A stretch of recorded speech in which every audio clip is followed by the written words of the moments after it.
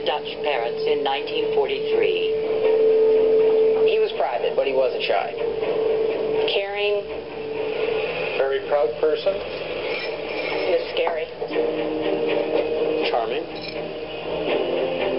Brazen. Very smart. A pain. Wealthy.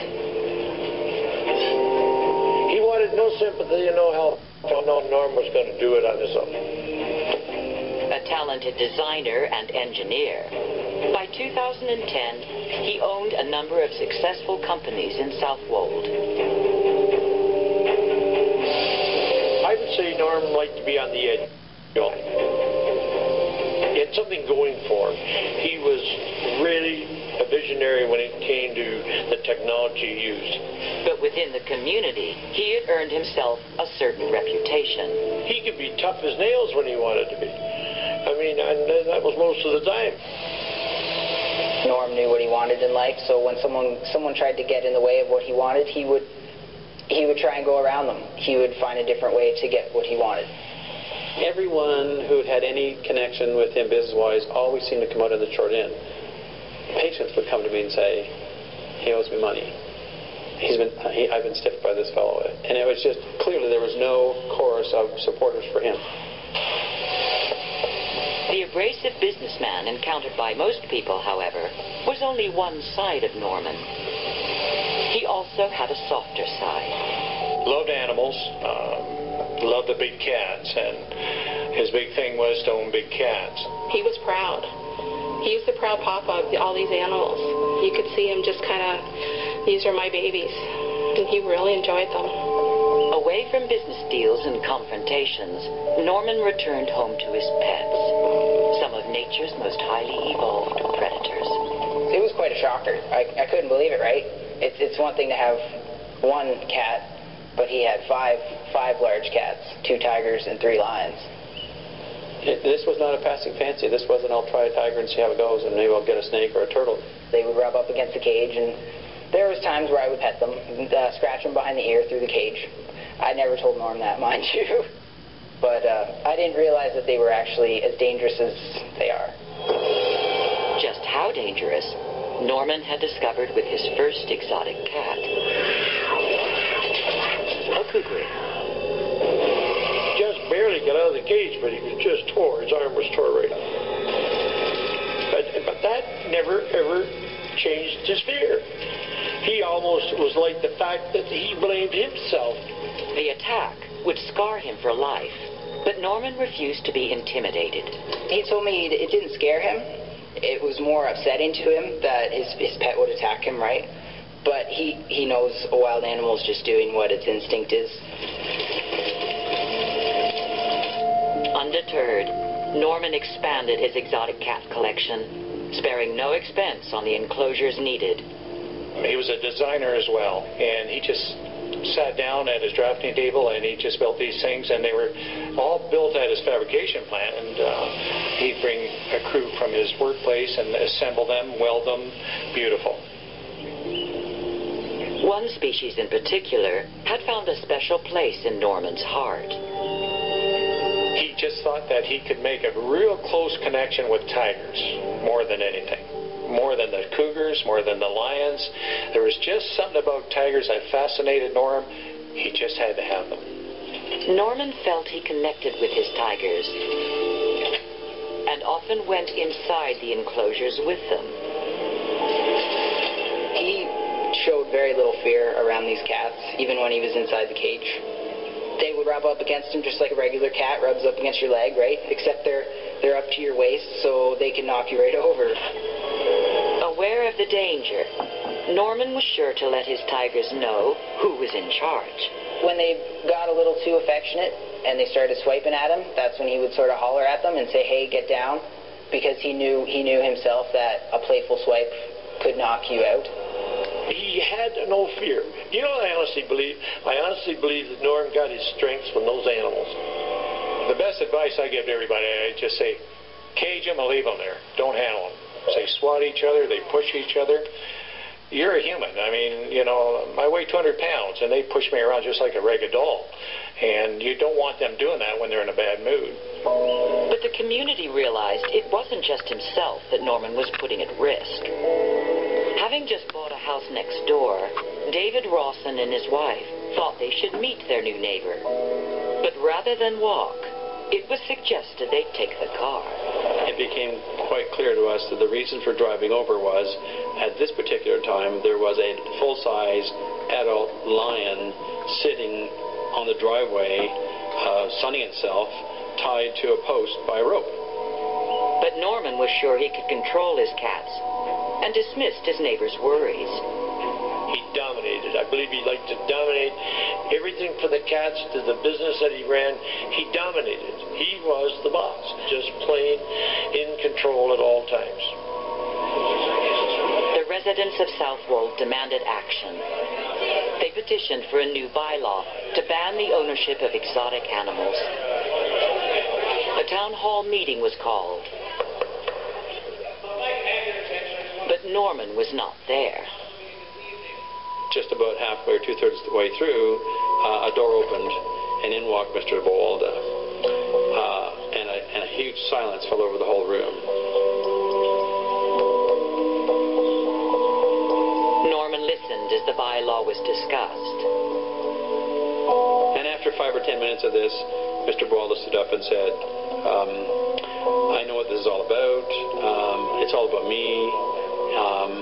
You know, I'm here to defend myself, and had a whole bunch of pictures and talked about his love for his animals and how he would never do anything to harm them and all of that sort of thing. And if somebody got up and said something, he would stand up and the voice would escalate. Norman spoke passionately of his love for his animals, reassuring the community that they would never harm anyone. And at that point I thought, nope, sorry, I've been there. And I stood up. And I was told I could speak, so I did. And I said, I'm sorry, Mr. Boalda, but you know that's not true. Remember the time I was on your property and your lion cub bit me in the leg? Well, he got furious. And everybody kind of went, you could hear it right through the whole hall. And Norman allowed this same lion cub to leave his property, to roam freely and explore his neighbor's land. Mr. Boalda, in his own defense, told the assembled people that he was simply training the cub to learn its territory. And the cub was not a little one. It was by this time bigger than a dog. And it's all farmland. I mean, what are you folks worried about? I mean, it's just cornfields. It's just, you know, maybe chickens or something. But it'll soon learn its way, and it'll come back home, and it's all good. You don't need rules. I will look after this. The meeting came to an end quite abruptly. Everyone left. And I went up to the mayor and I said, now do you see what we're talking about? Now do you understand why all these people came? You need to do something about this. And we're darn serious about it. Oh, yes, we're going to get at it. Well, of course they didn't. And months later, nothing had been done. It would take a much more serious incident to persuade the authorities that something needed to be done about Norman.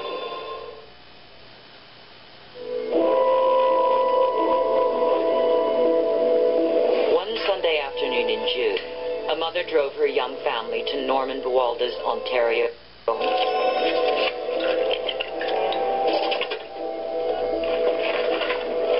You got everything? You got all your stuff?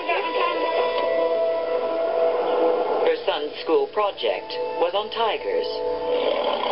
He brought the female tiger out on the chain. This was the 10-year-old's chance to see one up close. He felt he could control it. This is what he told me. And the little boy was bouncing around, taking pictures of this tiger. And he slipped and he fell.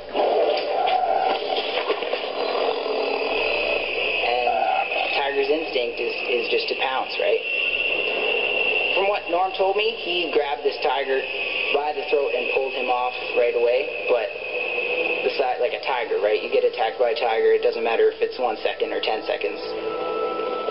Sadly, it was a very bad accident. We don't really know how it's turned out, but for a very short period of time, the animal owner lost control of the animal.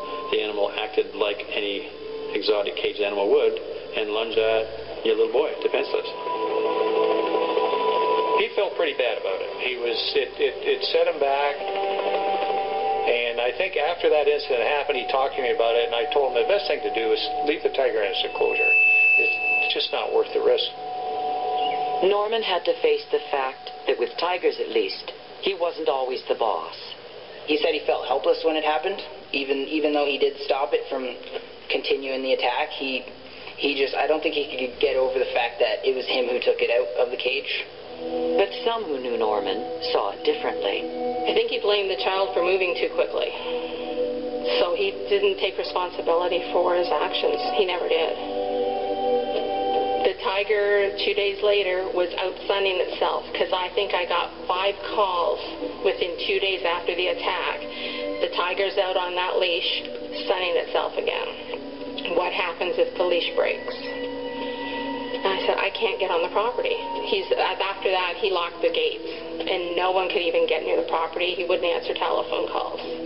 Within a few months of the attack, Norman was informed that the exotic animals bylaw, so long called for by the community, had become law.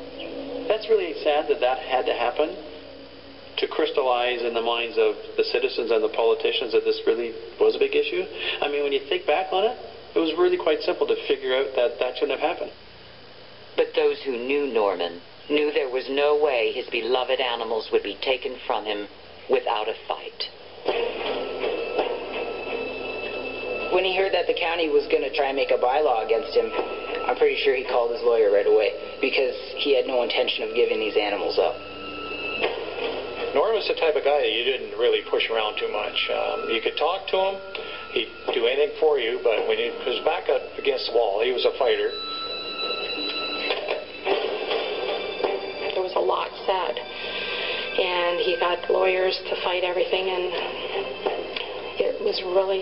It was ugly. Norman channeled his renowned energy and resources into just one objective: keeping his cats. He took his fight all the way to the Ontario Superior Court and got Southwold Township's new bylaw overturned. He stood up for himself.